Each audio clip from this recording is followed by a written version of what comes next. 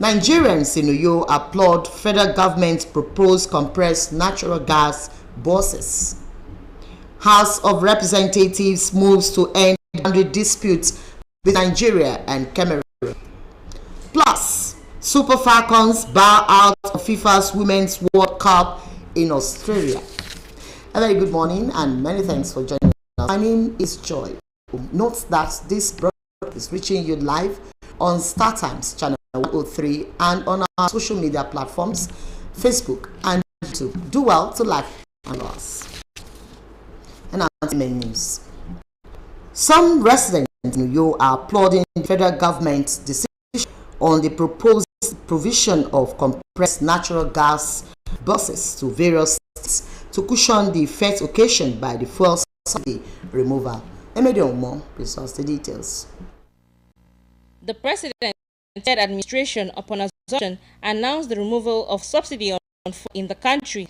The effect of this policy was greeted with a high cost of living for the people, who say was as a result of rising prices of commodities.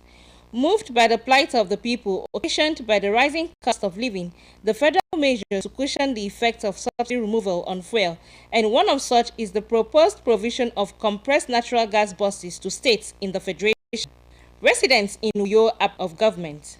Overhead, our president mentioning distribution of about 70,000 buses across the 36 states. Well, to me, it's a welcome government, but my advice is that those buses coming down the state should go down to the real people. But the federal government come up with a plan that it will give buses. It's a very nice, it's a good idea. I feel it's coming with good ideas of putting buses in some state or in the state development in the university and the students. It is the hope of the people that various palliatives for the citizenry are properly monitored. Now, the House Representative 3A, which is a dominant factor in the boundary demarcation towards ensuring that Bialjua and Danare communities in Cross River State are not ceded to Cameroon. Chairman of the committee, Benila, said this during the Calabar Zonal public hearing on the issue. Justina Etim reports.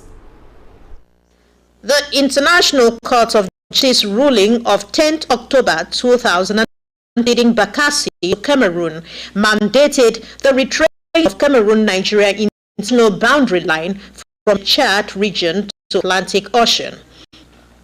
However, Bialjua, Danare communities in the local government area are alleging that the joint technical team mandated to handle the aforementioned has failed to trace Pillar 113A, which is critical for proper demarcation. The joint technical team is planning to use coercive measures to create new boundary line, regardless of the irrefutable evidence before them. We wish to state without equivocation that at the border of the two countries, we shall not and will not oppose the retracing demarcation of the international boundary if the exercise is properly carried out. As long as citizens of the Republic of Nigeria, we shall resist any attempt to place a pillar when none exists. Based on a motion of urgent public interest raised by the Cross-State Caucus in the House of Representatives, the Ad Hoc Committee on International Boundary Disputes is civil states to interface with stakeholders in a bid to find a permanent solution to the boundary problem. Your positions have been noted and deliberations back to with a position that is in the best interest of Nigeria. Boki and particularly the areas affected, with the committee, oh Lord, by furnishing them with necessary information to help them get at the truth and the right thing to be done. The two communities are sending a safe message to the National Assembly to prevent them from losing their identity, farmland, and rich forest reserve. In Calabar, Justina Edam, NTA News. 6 Monday, August 7th, of President Ahmed Bola.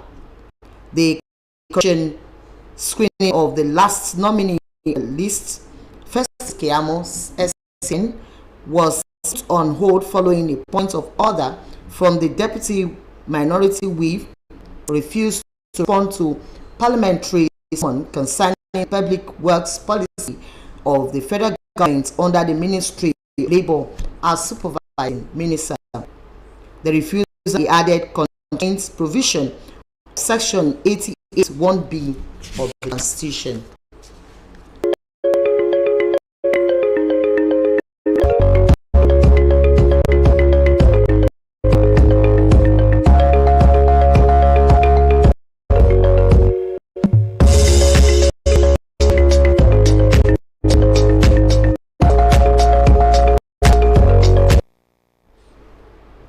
Residents and some traders at Akpanandem Market have commended Governor Umoeno on the ongoing road rehabilitation at Udomana and Ndia streets of the area. John Paul Alumuna, who visited the area, reported that the project is weeks ago commenced the Udomana and Ndia streets to address the issue by the people. Barely 2 weeks into the project, the traders and other residents expressed satisfaction with the progress of the project, expressing the hope that it to be completed as scheduled. For years, this thing has been like this, but for coming to do this at this time is a great thing. I'm impressed. I just came to the site. I've seen what is going on. It's a great job. In the raining season, if you come around this time, you see the flood there, but I think after this project there will be no such thing.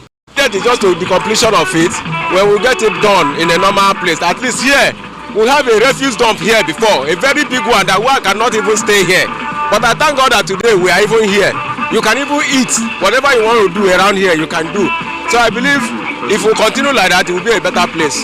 Although some of the traders lament low patronage because of the blocked roads, they are hopeful that things will get better soon.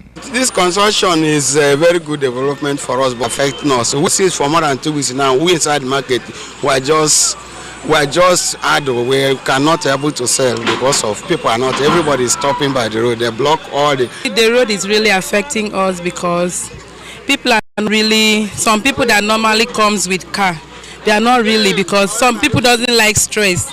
They will just sit until they finish the road. That is how they will come. So that is how it's